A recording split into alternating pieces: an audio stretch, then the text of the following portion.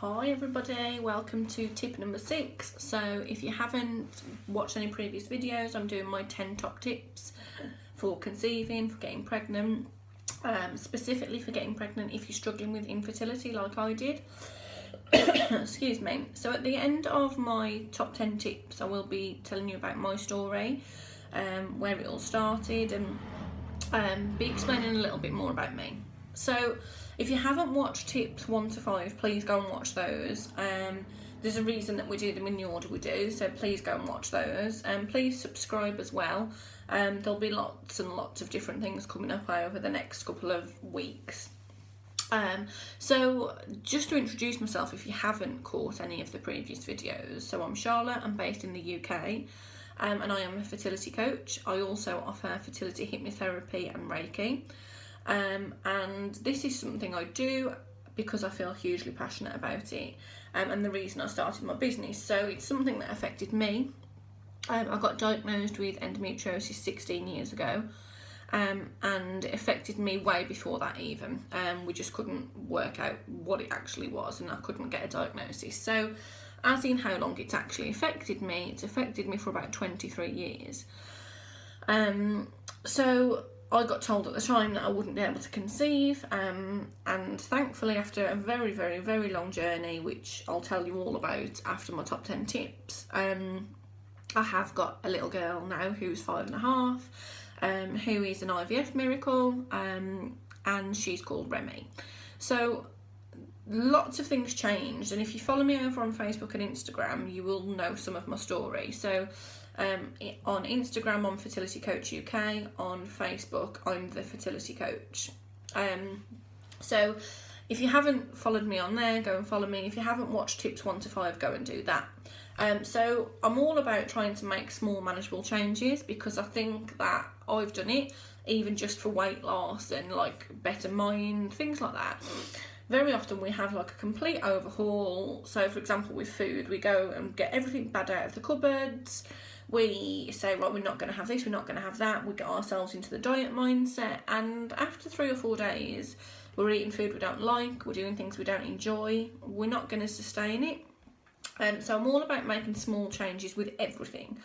So if you're going to go and watch the other videos, you will see that I talk about this a lot. So my tip for today, so tip number 6, is about exercise and the link that that has with fertility.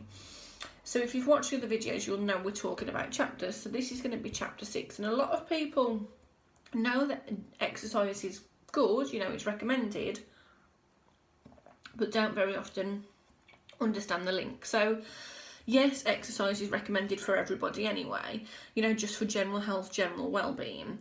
But it really, really, really affects so much more. So it affects our sleep, which is one of the things we will be coming on to later on. So it affects sleep, it affects weight, fitness, strength. And one of the biggest things for me is mindset. Mindset is a huge thing for me, which is why I'm a hypnotherapist. And I hugely believe in the power of our subconscious. So exercise affects all of those. And how good do we feel when we exercise? It releases all of those fantastic feelings. We feel great about ourselves.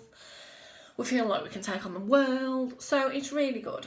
And one of the things that, because I do a lot of hypnobirthing for when people are pregnant and have got pregnant. So, and I also have people who haven't struggled at all with fertility coming to me for hypnotherapy, for hypnobirthing.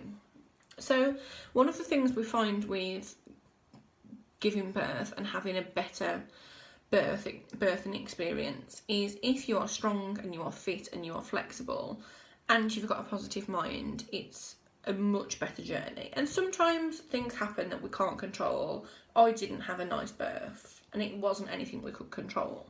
But like with our fertility, I'm a huge believer in putting ourselves in the best possible place and in the best possible like space mentally, in the best place physically, mentally, emotionally. So exercise is great generally, but it's really, really good to help with our fertility. Not only, like I said, weight, you know, strength, all of that.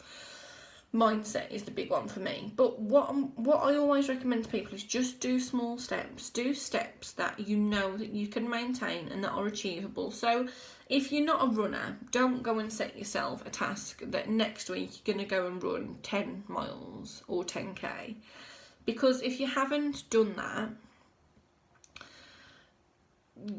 reality is, unless you are quite a physically, capable person anyway, you're not going to go from not running to going and running 10 miles or 10k. I couldn't just go and run 10k like that. So do small manageable steps. So always start out something gentle if you're not exercising. So something like walking or swimming. Swimming, especially in the UK, we're on a lockdown, so that might be a bit of a tricky thing, but walking, we're allowed out for exercise. So walking, if it's walking the dog or walking to work, or on your lunch break go and have a walk rather than just sitting there, or when you get home on an evening just go out and walk. I love walking, it really helps me clear my head. I feel better. I don't feel like it's me being tortured. So if someone said, can you go out and run 5 miles, I'd be like, ugh. But I can easily walk 5 miles. As a family, we do a lot of walking when we go on holiday and when we do things. So start out with something gentle. Aim for 30 minutes a day. Now, if you, for example, I walk Remy to school and back every day. So I go there, back, there, back. So that's 4 trips I make. And that's probably about 20 minutes. And most days I go out for a walk, either on my own or with a friend, or I do something. So before you know it, that 30 minutes can rack up quite quickly. So aim for 30 minutes on about 4 times a week if you can. If you can do it every day, which you probably will without even realising, then do that. So it can be including whatever you normally do. So if you've got a dog and you normally take them out for a walk, you're probably already achieving that. So stick to gentle exercise. One of the things that when people say about losing weight, because a lot of people who come to me will very often talk about losing weight at the start of their fertility coaching journey. Try and avoid vigorous exercise because people tend to go full pelt. So don't do things like boxing, like really strenuous and vigorous boot camps. Like anything that's going to be too hard on your body, that's not good. You want something gentle like walking, swimming, yoga, Pilates, nothing too high intensity. And one of the things I am going to say is, whilst it's about getting ourselves in the best possible shape, a lot of people don't realise this, women need to naturally have a little bit of weight on them to ovulate. So a lot of people who go to the extreme with weight loss and who don't have enough body fat stop ovulation because they stop periods. So it's one of the first things that go, because your body's starved of fat, so everything stops. All of our cycles stop, our routines stop, and our body doesn't know what's going on, so it starts to close down if we haven't got enough body fat. So you probably sat there thinking, oh my god, like I shouldn't have body fat, I should have body fat. And I know this is one of the really confusing things, but if weight isn't an issue for you and you're maintaining on trying to get your body fat down as low as possible, just be careful how low you get it, because it can affect periods and ovulation. So going back to exercise, what we should do, small changes are best, things that we enjoy. If you, like I've said, if you don't enjoy it, you won't stick to it. If somebody says to you, can you go out and do a 5-mile run each day, and you don't like running, you're probably not going to do it. If somebody says, can you go out and walk, like for example with me, each day, and I enjoy walking, I'm much more likely to do it. And what will happen is, if somebody said to me, Charlotte, can you go and do a 5-mile run, and it was raining or felt a little bit, I'd be like, oh, it's raining, I feel terrible, don't feel right today, or my foot's hurting, my ankle's hurting, or whatever. Whereas, so we start to make excuses, and one day becomes 2, 2 becomes 3, there we go. And if you've watched one of the videos, that's the start of this cycle, it's the start of the wheel. So do something you enjoy, avoid things you don't. So if you hate exercise, you hate walking, you hate swimming, that's fine, put some music on. If you do Zumba, I love dancing. I'm from a dancing family, my little girl dances. If you do Zumba, if you do salsa, if you do a step class, that's one of the things I enjoy, mainly because of the music. I put my own headphones on and do it to my own little beat. God knows what people think if they're watching through the window, but I do my own little thing. So do something that you enjoy. because you are much more likely to stick to it. So if I know, like the Nintendo Wii, they do like the Just Dance things, so anything like that, anything counts that you're active. So I always recommend planning something in. So if you had an appointment to go and have your hair done, or a doctor's appointment, or a blood test appointment or something, you would go because it's an appointment. And mentally, we are much more likely to stick to things if it's an appointment. So get it in your diary. So if you want to start off exercising 3 times a week on Monday, Wednesday, Friday, write in a time in your diary that you know. Don't just write on the day exercise, make an appointment. So if it's going to be 11 a.m, 5 p.m, whatever it's going to be, write the time and write what you're going to do. You are much more likely to see it, you've visualised it, even say it out loud. Mindset is an amazing thing. Our brain is an absolutely tremendous tool for us. We're much more likely to stick to it. Commitment. So we commit 100% to our fertility journey.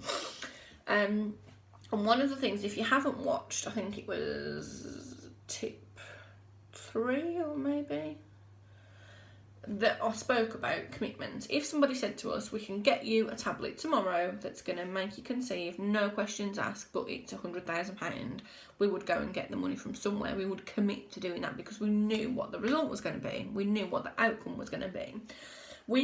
I committed numerous times to trying to conceive, to Clomid, to other medication, to IVF, because I sort of hoped what the outcome was going to be, but I didn't have a definite answer. I banked on it because I wanted it so badly.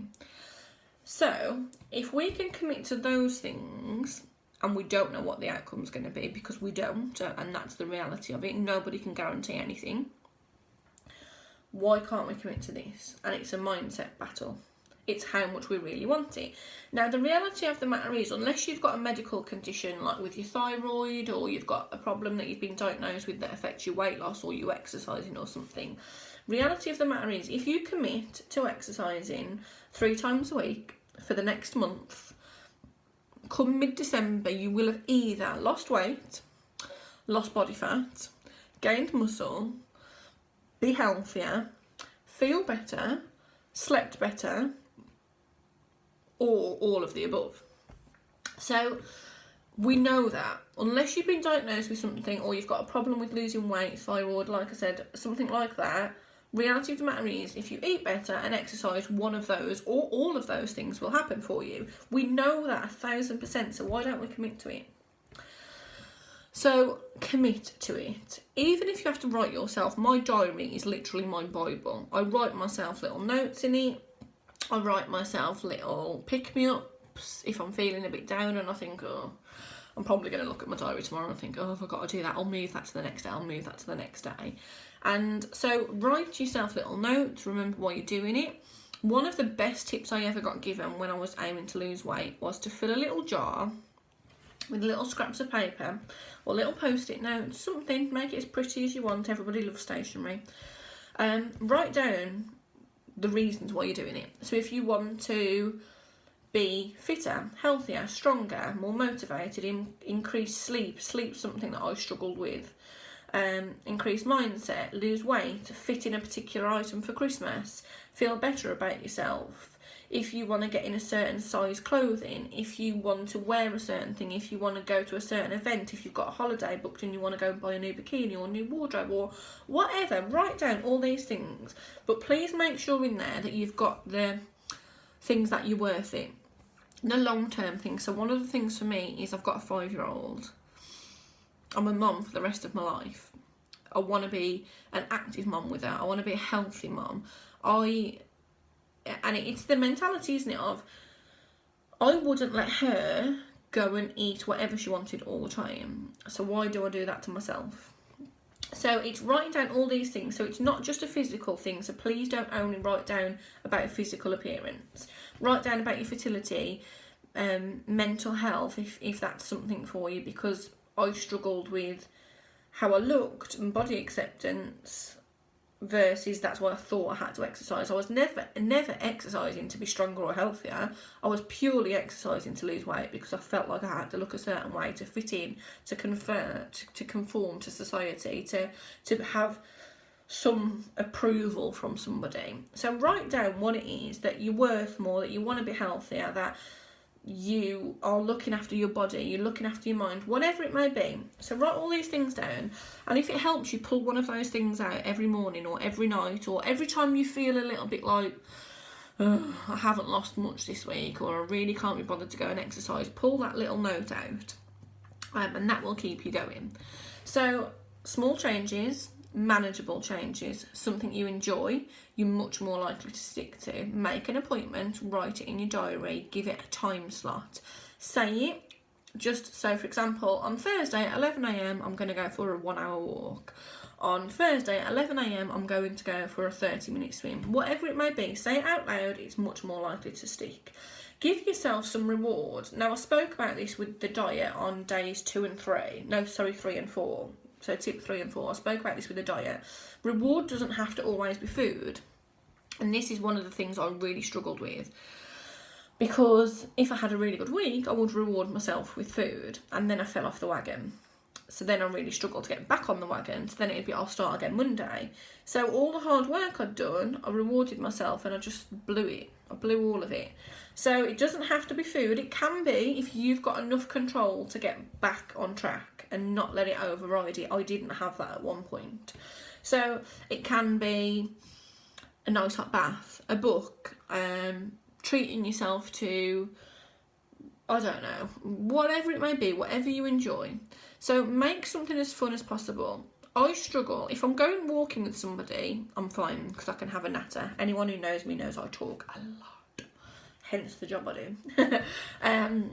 But if I'm on my own, I struggle. I would be bored after 5 minutes. So I listen to music, or there's a few business people I follow. I'll find a video of theirs, or I listen to a podcast, or don't generally watch that much TV, but if there's something I want to watch or listen to. So do something to keep your mind active because your mind's concentrating on that. So if you've got headphones in, if you are concentrating on something else, your mind isn't bothered about how many steps you've done. Whereas if you're not doing something, you're not keeping yourself entertained, guess what you're focusing on? Your feet walking up and down the road or up and down the treadmill.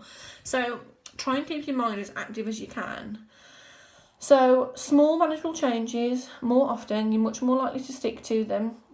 If the tips are helping you, please like, subscribe.